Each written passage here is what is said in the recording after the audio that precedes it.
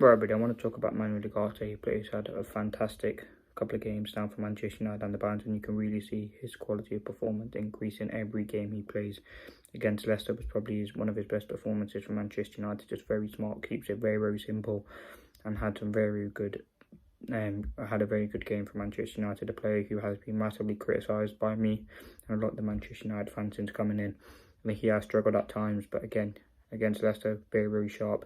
Does the simple things, breaks up play and just keeps it relatively simple, and that's something I really, really like about Ugarte. I think he can have a big career at United. He's played a good few games, just a destroyer, very, very smart, has a good relationship with Casemiro.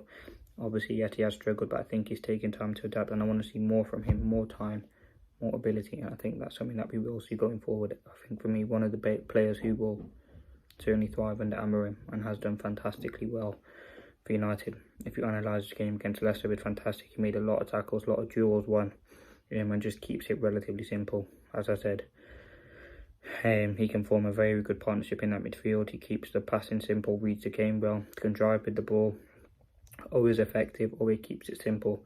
I think going forward he can have a big career under Amorim, just based on the fact that he got what it takes for United. He's that young sort of talent that we've needed. We've needed a destroyer, and yes, we've had Casemiro, but Ugarte is the one you can see at United. He's only 23. You can see him being at United for the next 5-6 years. With Casemiro, he's getting old. With Ugarte, you can only expect him to get better the more he learns, the more games that he played. The Premier League is a tough league to adapt to, but Ugarte has done so well so far to adapt to it, and I think his performances have been nothing but spectacular. As I said, Fenerbahce, Leicester, I think PAOK, like every game just continues to seem better. And yes, he's had some good performances. He's had some bad performances where he has massively struggled, but overall his career at United has gone off to a fantastic start, and I think he has done fantastically well. So very, very happy with that. He can become a key player for United.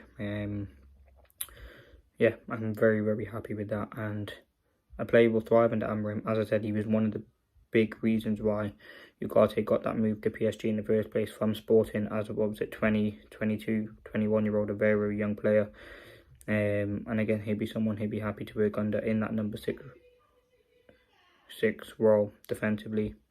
Listen, he's not going to be a sort of player who scores goals and gets assists, but what he does do is so influential to help the other players have an impact, whether that be Bruno, Casemiro, Mainu, Eriksen, all these other players in midfield, to really allow them to impact the final third, because his role is done fantastically well and at a good standard, and it gets other players into the game.